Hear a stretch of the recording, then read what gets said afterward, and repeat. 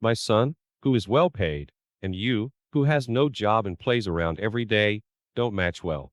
From now on, I will live here with my son. Still, you get out of here now. It was a rare day when my husband, who usually stays in his room, was out. The intercom rang loudly when I opened the front door. That was what my mother-in-law said. Huh. In the first place, you should open the front door as soon as the intercom rang. You really are a useless wife who can't do anything. Sorry, I was working and didn't notice. You lied to me like that again. I know. I know that you lie about your job, that you don't do the house chores, that you spend all day long just doing nothing. It's not a lie. It doesn't matter whether you do something or not. My mother-in-law, who doesn't listen to me, snarks and shows me a piece of paper.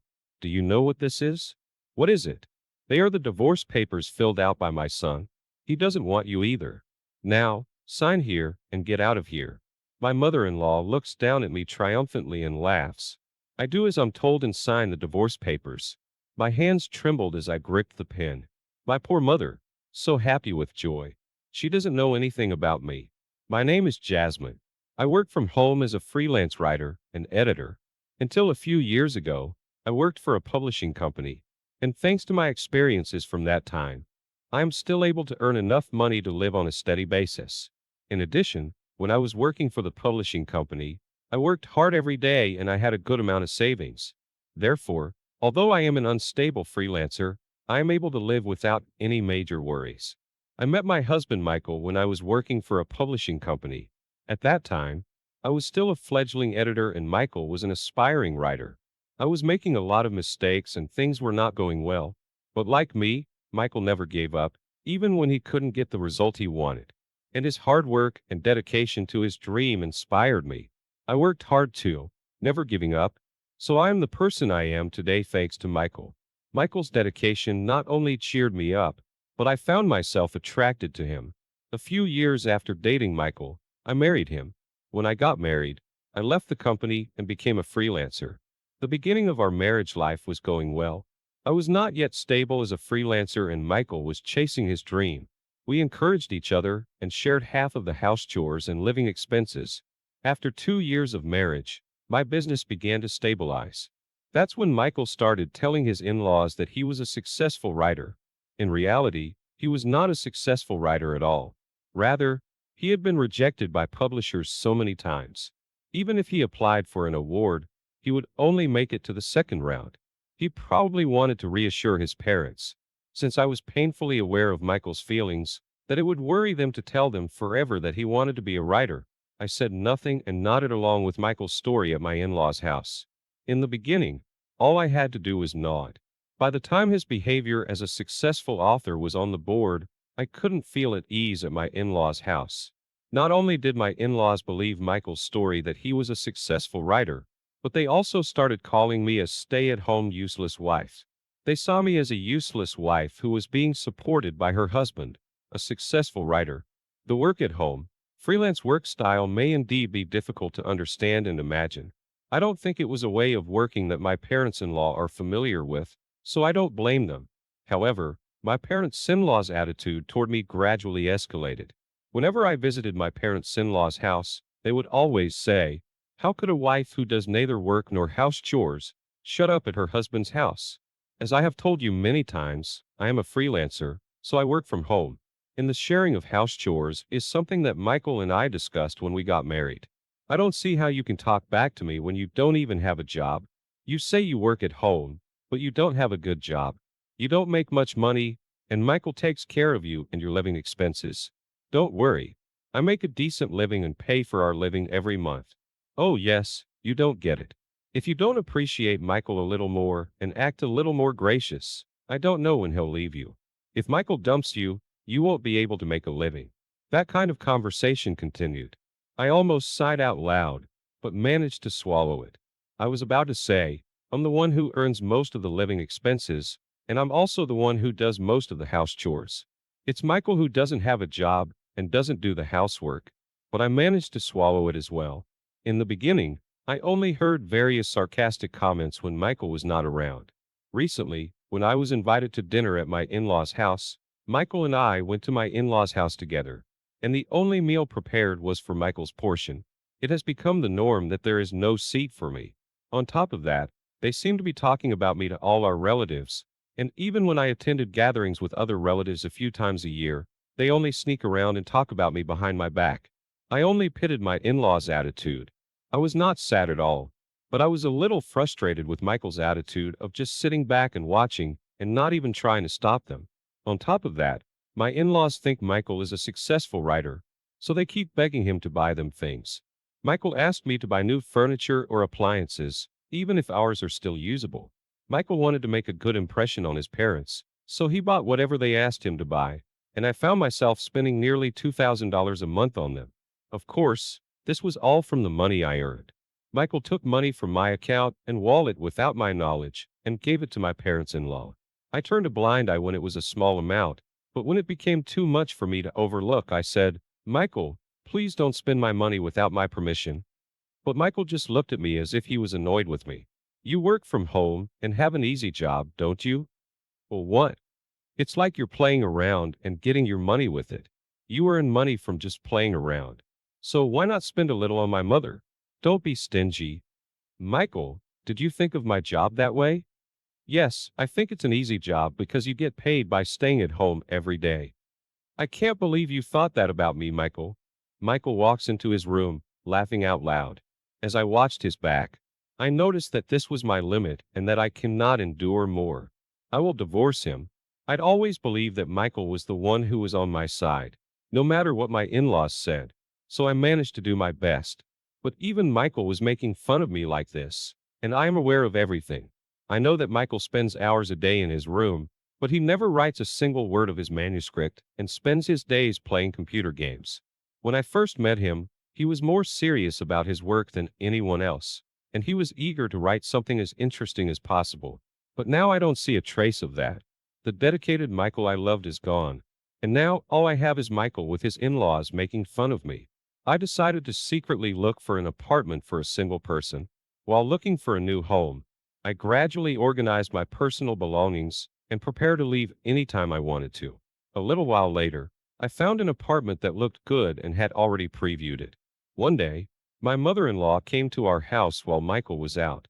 She rang the intercom with great enthusiasm, and as soon as the front door was opened, she sat down on the sofa in the living room as if we were her own. "Jasmine, you get the hell out of this house. What are you saying out of nowhere? I've been telling you for a long time that you are unemployed and still do not do any of the house chores. You are nothing more than a useless wife. There's no way that Michael, a successful writer, is compatible with you. So, as I have said many times, you are mistaken about that." Besides, my mother-in-law interrupted me and continued talking. "If you leave this house, I will live here. That way, I can cook meals for Michael every day, and I don't have to take care of that woman." "That woman?" "My husband's mother, Michael's grandma. She's so picky about the seasoning when I cook for her and the dust when I clean. I can't live with her anymore. So, I decided to stay here with Michael and have the woman go to a nursing home somewhere." "How are you going to pay for a nursing home?" "I'll just get Michael to pay for a few things like that out of his own money. He is earning a lot of money, so it will be cheap for him. But that's why you are in my way. Will you get the hell out of here?" With that, my mother-in-law presented me with filled-out divorce papers. "Why do you have that?" "I made him fill out a while ago, telling him to get a divorce from Jasmine as soon as possible." Michael immediately noted and filled it out. My mother-in-law is smirking and has a nasty smile on her face. I checked the divorce papers and sure enough, they were written in Michael's handwriting. This was actually a good thing for me. I was ready to move out, but I was still thinking about how we were going to get divorced. I thought Michael would not want to give up the life he has now, and he would not sign the divorce papers easily. I was prepared for a long discussion and a battle with him. So, how lucky I was to get the divorce papers filled out so easily. My mother-in-law looked a little surprised when I easily received the divorce papers and filled them out, but she soon regained her normal self-position and said, "Now, get the hell out of here. Leave the furniture behind. Everything gets purchased with Michael's money. So, I don't think you can take anything with you." She laughed out loud. I quickly packed up my belongings and moved into the new apartment. I also filed the divorce papers at the municipal office on my way. Thus, I had a new life on my own without any problems. I was surprised at how comfortable it was to live without anyone interrupting my work and making fun of me. Somehow, I felt that my work was progressing better than usual. It was 3 days after I started living alone. While I was working at home as usual, I received a phone call from Michael. I picked up the phone and the first thing he said was, "Please come home." He said in the most pathetic voice I have ever heard. "What the hell is wrong with you now?" "I'm sorry. I apologize." "So, please come back home." "I'm not coming home. We have already divorced." "I never agreed to divorce." "That's not valid." "But those divorce papers were definitely in your handwriting." "That was just a little threat I was trying to make to you. I had no intention of getting a divorce." "But that doesn't change the fact that you wrote them." "Divorce is divorce. You don't need a wife who plays around every day, works on an easy job, and doesn't do any of the house chores, right? You get to live with your family you love so much. You can't complain." "What's the problem?" "I'm sorry, but my family thinks I'm a writer. So they quit their job and moved here, intending to live on my dime. On top of that, they want me to pay for grandma's surgery. And there's no way I have that kind of money." "I see. That's why you want me to come back." "Yes. And now that they know I've been lying to them, my mom and dad are really mad at me. They're all clamoring for me to bring you back right now. You now know how hard it is for me. Please come back to me. Let's live together again." "Do you really think I'm going to say, yes, I'll come back? I've told you many times. We're divorced. You have to take care of your problems." "Don't be like that, Jasmine. No matter how many times I say no, Michael won't give up and hang on to me. I don't know how many times I told Michael that I was a stranger to him now, that we were divorced, and he got irritated. All right, I'll divorce you if you insist so much. But you know what? If you divorce me, you should pay for my parents' care and alimony, which you were supposed to take care of when we were married." "What are you talking nonsense?"